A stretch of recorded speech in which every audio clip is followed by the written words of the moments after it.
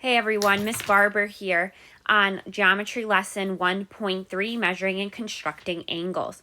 Our learning objective for today is naming and classifying angles and finding the measures of angles using a protractor or other means. So our first definition for today is obviously angle. An angle is different rays with the same endpoint. You might remember from 1.1 when we talked about opposite rays, and we had to have the same endpoint going off in opposite directions. Well, now we don't have to go off in opposite directions, but in any two directions, and that is going to form an angle. There are two parts of an angle we need to know. The first is the sides of the angle, and the sides of the angle are the two rays. So here we have ray AB and ray AC. Those are my sides. And the vertex is the common endpoint. So the common endpoint is obviously the one that both rays start at, which would be vertex A. So here in this other example here on my right, we have sides of FG, using notation this time, ray FG, and side FE, which is a ray. And then my vertex is the letter F, or point F. For naming angles, you've probably learned this before. For naming angles, it's how you would draw the angle.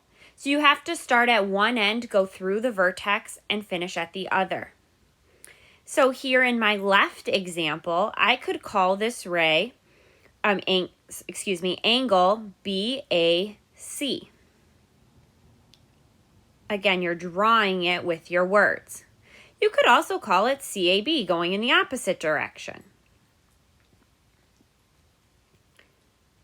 If you only have one angle and not multiple rays, you can also just name the angle by its vertex. So we could also just name this angle A. Pause the video and try this one on the right quickly. All right, so now coming back, how are we going to do it? Using the drawing aspect, we could call it angle EFG.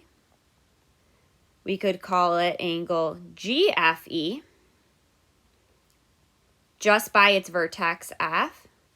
And you might see this number 4 in there. That's just another nickname. Sometimes it's easier to quickly refer to angles by numbers.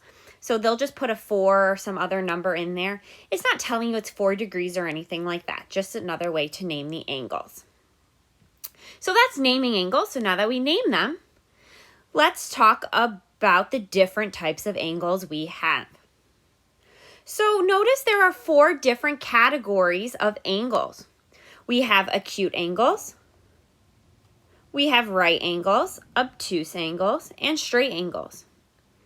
There are examples and non-examples for each of them in the hopes that you should be able to come up with a definition on your own for each. So try that, pause the video, see if you can come up with all 4 definitions for each type of angle. The first type of angle, acute angles, are angles that are all less than 90 degrees. So the angles have to be less than 90 degrees.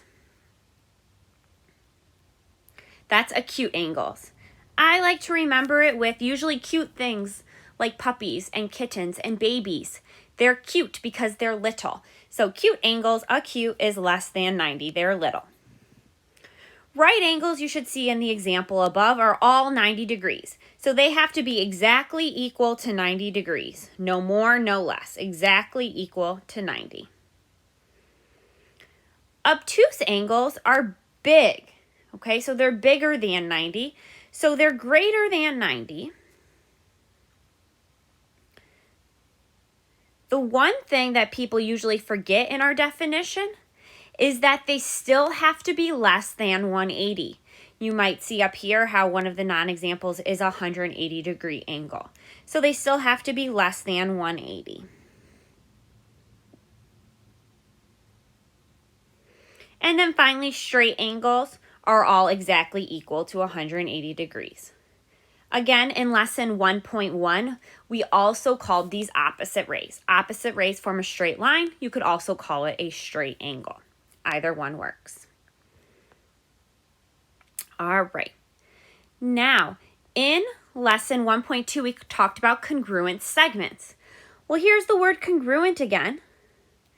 Congruent again just means the same, equal. So congruent angles are angles of equal measure. They have the same number of degrees. So these two angles, angles A and B here, are equal. If you notice, they have these tiny little semicircle things on the inside. They both have 1, so just like the tick marks in 1.2, this is telling us in this diagram that these two angles are the same. So we can say angle A is congruent to, remember that congruent symbol of the equals with the squiggly on top, is congruent to angle B. That's how we would write it. Another way we could write it is if we wanted to talk about the measure of angle A. The measure of angle A, that's with that little m in front of it, would be equal to the measure of angle B. So that's just saying however many degrees angle A is, the measure of angle A is equal to however many degrees angle B is. Now, how to measure angles using a protractor. You measure segments with rulers and angles with a protractor. So you're going to place the midpoint of the protractor. In a protractor, there's usually a hole at the bottom, and you're always going to place it at the vertex of the angle. Don't worry, you don't need a protractor. Everything we give you will always have a protractor there. So notice the vertex is always in the middle bottom of my protractor. You have to line up one of the sides with the 0 line of the protractor. You could do it on the right or the left. You'll see in example A, one of the sides is lined up with 0 on the right. In angle B, the 0 is lined up on the left. Letter C, on the right. Then you are going to see where the other side of the angle hits the protractor and read that corresponding number. Notice we're starting with 0 for letter A. 0's on the inside. So we're going to follow the inside number zeros up to my second side, which is here. And I'm going to look at the inside number because that's the number I care about. Well, looking there, it looks like a little more than 70, so I'll just call it 72 degrees. It doesn't have to be exactly accurate on a paper. It's kind of hard to tell anyway. So letter B, again, we're going to start where the 0 is. Well, we're starting with 0 on the outside here on the left. So you're going to go up till you hit the other side. I hit the other side. Remember, we're looking at the outside. That looks like roughly 100 degrees. So I'll call it 100. Another way you can check your work is by thinking to yourself, does my angle look acute, less than 90, right, or obtuse, greater than 90? Well, in example A, this angle here was definitely acute, so I know it has to be less than 90, and it is, it's 72, so I knew I chose the right number. Same thing for letter B. This angle is obviously obtuse. I chose 100 instead of the 80 on the inside, so this is going to be an obtuse angle. I knew I chose the right one. Pause. Try letter C. It might be helpful to think to yourself, what is the angle, acute or obtuse? How could you classify it before you write it? Again, check your work on the key that's on the class webpage. Now we have a couple more things similar to segment addition we are going to use with angles. So the angle addition postulate, much like the segment addition postulate, talks about if we have two smaller angles, if we add them together, we're going to find the whole angle. So they want us to draw P in the interior of angle RST. So I'm going to quickly draw an angle here and call it RST. Again, S has to be my vertex. It's the letter in the middle. And they want P somewhere on the inside, so I'll draw P here and draw a ray going through it. Notice I have two smaller angles. I have angle RSP, so I could say the measure of angle RSP plus my second angle here, PST, my second smaller angle, plus the measure little m angle PST is equal to the entire angle, I'll draw that in green, RST. So the two parts of my angle are going to be equal to my whole angle, RST. So we can use this just like with segment addition to find parts or the whole of an entire angle. So example 2, in the diagram, the measure of angle ABD is 90. So they labeled that, here's ABD, they labeled that 90 degrees. The measure of DBC, so let's follow DBC, is 45. Find the measure of ABC, then classify each angle as acute, right, obtuse, or straight.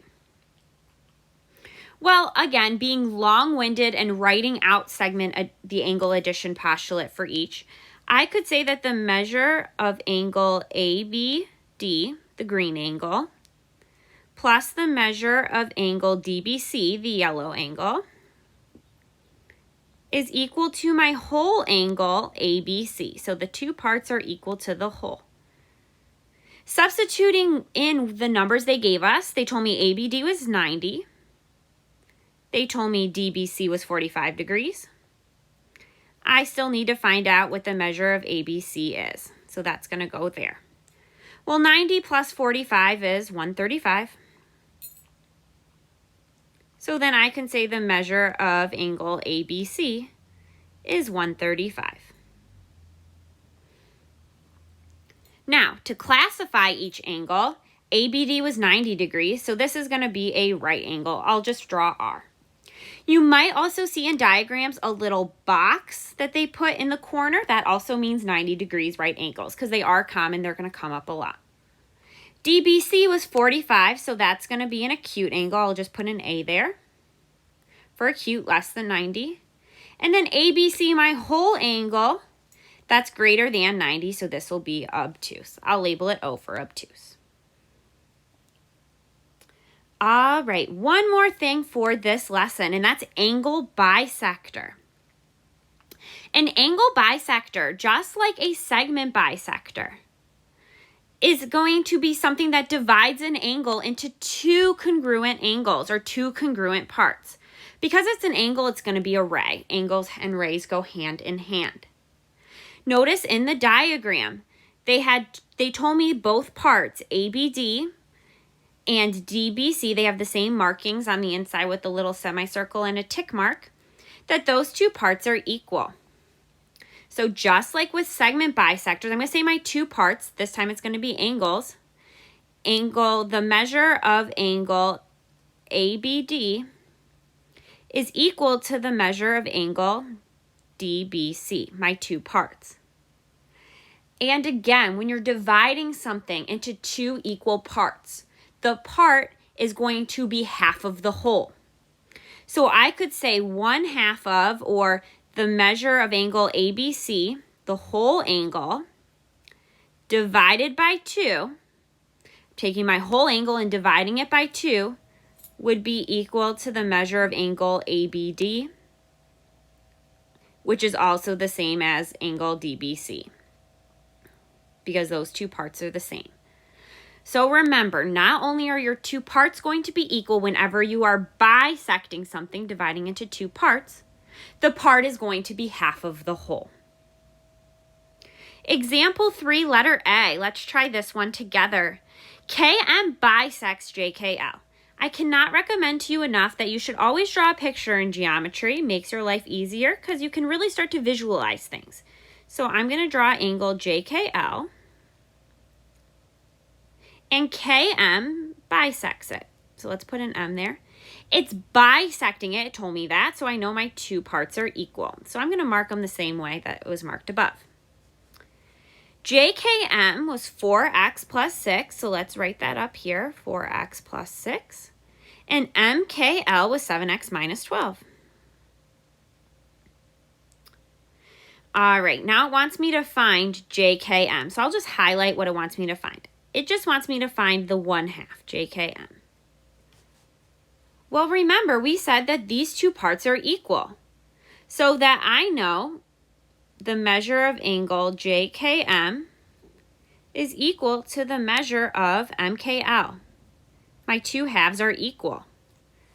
I can just substitute in what they told me. JKM is 4x plus 6. MKL is 7x minus 12. We can solve this equation for x. I have a 4x on the left, 7x on the right. I'll subtract 4x from both sides to get all my x's on one side. So 6 equals 3x minus 12. Adding 12 to both sides, I get 18 equals 3x. So x is going to equal 6. Again, in geometry, big mistake people would make on a multiple choice is say, oh, my answer is at 6 and move on. Your answer is not 6. The answer is, to whatever the question is, find the measure of JKM. JKM was 4x plus 6, so we have to substitute 6 in for x in the 4x plus 6, and that will be my answer. So again, be careful of that always and every time in geometry. So the measure of JKM will be 4 times 6 plus 6. So 4 times 6 is 24 plus 6, that's going to be 30 degrees. Now we've answered the question and we can move on. Let's do one more together and then you're going to try C on your own. And again, always check your answer against the key. QS bisects PQR. So we're going to draw a similar picture as above, just with new letters. Here's P. Q's my vertex in the middle. And R. And QS again is bisecting it. So I'm going to label that my both halves here are equal. PQS, so I'll highlight that in yellow. PQS is 5y minus 1, so let's write that in. And PQR, be very careful. PQR is my entire angle. So my entire angle, so I usually kind of just do this, is going to be 8y plus 12. And it wants me to find PQS, so it wants me to find the smaller angle, the one in yellow. Well, let's think about this. These two parts are not equal. Obviously, you see the yellow angle is much smaller than the blue angle. But not only is it much smaller, we know exactly how much smaller it is. Because remember, QS bisected PQR. So the ray here in the middle is bisecting my whole angle PQR. So I know PQS and SQR are the exact same. So we could type in 5y minus 1 for SQR as well. Those two parts are equal. So now I know 5y plus 1, which is PQS, and 5y minus 1, SQR, would be equal to my whole angle PQS. So that's one way to think about it. Well, I know half my angle is 5y minus 1. So the other half of my angle also has to be 5y minus 1. And my total angle is 8y plus 12. That's one way to think about it. Some of you might say, well, if half my angle is 5y minus 1, I could just times 5y minus 1 by 2, because it's half, so 2 times the half will give you the whole, equals the whole of 8y plus 12. That works too. These two equations here, when you simplify them, come out to the exact same thing. For the top one, you would combine 5y and 5y to get 10y, and negative 1 and negative 1 to get minus 2. For the second equation, you could just distribute the 2 to the 5y and the negative 1 using multiplication, and you're going to get 10y minus 2. So all the same, personal preference of how you want to think about it. So now solving this equation, subtracting 8y from both sides to get all my y's on the same, I get 2y minus 2 equals 12. We can add 2 to both sides. 2y equals 14, so y dividing by 2 is 7. Again, we have to make sure we're answering the question. The question said find PQS. PQS is 5y minus 1. So I'm going to substitute in 7 for y to solve. So the measure of angle PQS is 5 times 7 minus 1. So 35 minus 1 is 34 degrees. So you could actually answer way more than what the question's asking. PQS is 34, so SQR would also have to be 34. So my whole angle here in blue would be 34 plus 34, or 2 times 34, which is 68 degrees. So they only asked for PQS, but remember, you know much more. All right, so again, this is the end of the video. You need to try letter C. It is a different type of problem than A and B, so definitely worth your time to try it out and check your answer on the key.